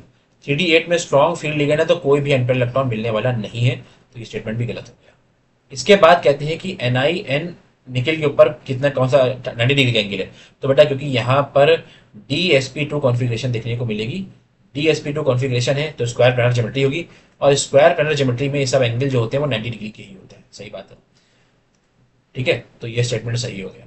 फिर इसके बाद कहते हैं कि कॉम्प्लेक्स में 4 5 मेंबर मेटेलोसाइकिल्स हैं। तो जरा देखो, इस वाली साइकिल में देखो 1 2 3 4 5, 5 मेंबर की एक रिंग हो गई। 1 2 3 4 5, 5 मेंबर की एक रिंग हो गई। ये देखो, ये 1 2 3 4, 4 5, 1 2 3 4 5, 1 2 3 4 5 6, 6 नंबर की रिंग, और ये भी 6 नंबर की रिंग, यानी 5 नंबर की तो 2 ही रिंग मिली ना हमें, तो ये वाला भी क्या हो गया, गलत हो गया। तो इसमें हमारे पास बी सी और ई गलत होगा, बी सी ई गलत है, तो आप कह सकते हो कि थर्ड वाला ऑप्शन सही है। नेक्स्ट देखो, अच्छा क्वेश्चन है लास्ट। इस क्वेश्चन में क्या कह रहे हैं कि आपको आइसो इलेक्ट्रॉनिक स्पीशीज पहचाननी है स्कैंडियम में, क्रोमियम में, मैंगनीज में, और CO3+ में और Fe3+ में। उसकी वैल्यू जो n होगी, उतने ही number of mole of AgCl मिलेंगे जब इस कॉम्प्लेक्स से हम क्या करेंगे, रिएक्शन करवाएंगे। अब ये वर्नर थ्योरी पर इतना से बेस्ड क्वेश्चन है, आपको सही फॉर्मूला बनाना है बस। ठीक है, चलिए। तो स्कैंडियम 3+ की अगर हम बात करें, तो स्कैंडियम 3+ में क्या होंगे, जो इलेक्ट्रॉन होंगे, स्कैंडियम का एटॉमिक नंबर कितना होता है, 21, 3 इलेक्ट्रॉन निकल गए, 18 इलेक्ट्रॉन हो गए। फिर आपके पास आता है क्रोमियम 3+ है, 2+ है, तो 24 होते हैं, 2 इलेक्ट्रॉन निकल गए, 22 बचे। फिर आपके पास Mn3+ है, 25 इलेक्ट्रॉन होते हैं, 3 इलेक्ट्रॉन निकल गए, बचे कितने, 22। फिर आपके पास है कोबाल्ट 3+। ठीक है, आपके पास कोबाल्ट 3+। कोबाल्ट में इलेक्ट्रॉन होते हैं कितने, कोबाल्ट में इलेक्ट्रॉन होते हैं बेटा, अगर ऐसे देखो तो 27, 3 निकल गए, 24 बचे। आयरन, आयरन के पास इलेक्ट्रॉन होता है 26, 3 निकल गए, बचे 23। यानी आपके पास दो ही क्या है, दो ही आइसो इलेक्ट्रॉनिक स्पीसीज है, यानी एन की वैल्यू होगी तो पहले तो 2 निकालनी है। अगर एन की वैल्यू 2 है, यानी इस कॉम्प्लेक्स के साथ जब AgNO3 ने रिएक्शन करी, तो आपको 2 मोल AgCl मिला, यानी इस कॉम्प्लेक्स में जो रिमूवेबल क्लोरीन है वो 2 ही मोल रहे होंगे 1 मोल में, तभी तो 2 मोल आपको AgCl मिला।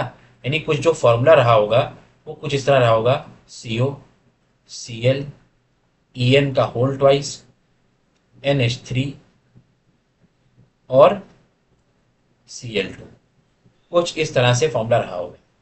अब अगर फॉर्मूला आपने डिटेक्ट कर लिया है, पहचान लिया है, अब हम बात करते हैं कि इसमें T2G लेवल में कितने इलेक्ट्रॉन प्रेजेंट है। ठीक है, सबसे पहली बात, इसमें मोस्ट ऑफ द जो आयन है, जो लिगेंड्स हैं, वो स्ट्रॉन्ग फील्ड लिगेंड है। EN की बात करें या एथिलीन डाइमीन की बात करें, चाहे अमोनिया की बात करें, सब स्ट्रॉन्ग फील्ड लिगेंड है। तो आपने स्ट्रॉन्ग फील्ड लिगेंड के इसको ट्रीट करना है, और ये एक ऑक्टाहेड्रल कॉम्प्लेक्स है। अब अगर चार्ज की बात करें, तो चार्ज यहाँ पर कितना निकल के आएगा कोबाल्ट के ऊपर, कैलकुलेट कर लेना, x -1 -2 = 0, x = +3 आएगा। यानी कोबाल्ट के ऊपर +3 का चार्ज है। अगर कोबाल्ट के ऊपर +3 का चार्ज है, इसका मतलब आप क्या कह सकते हो, इसका मतलब ये कह सकते हो कि कॉन्फ़िगरेशन रही होगी 4s0 3d6, और 3d6 का मतलब जब ये इसको स्प्लिटिंग करवाओगे तो 2 लेवल ऊपर 3 लेवल नीचे। स्ट्रॉन्ग फील्ड लिगेंड की तरह वर्क करो तो ये देखो पेयरिंग हो जाएगी, 1 2 3 4 5 और ये 6, यानी T2G लेवल में 6 इलेक्ट्रॉन आपको देखने को मिलेंगे। यानी यहाँ पर आप कह सकते हो 6 रहा होगा आंसर। ठीक है, यानी बेटा ये आज के हम लोगों ने क्या कर लिया है, बहुत सारे इंपॉर्टेंट क्वेश्चन को क्या कर लिया है, सॉल्व कर लिया। अब इसी तरीके के और भी इंपॉर्टेंट जो चैप्टर्स हैं उनको हम लोग रिवीजन जल्दी करेंगे, एग्जाम से पहले आपके बहुत सारे चैप्टर्स हो जाएंगे। जब तक के लिए चैनल को सब्सक्राइब कर लो ताकि आपको जल्दी जल्दी वीडियोस मिलती रहे। Thank you.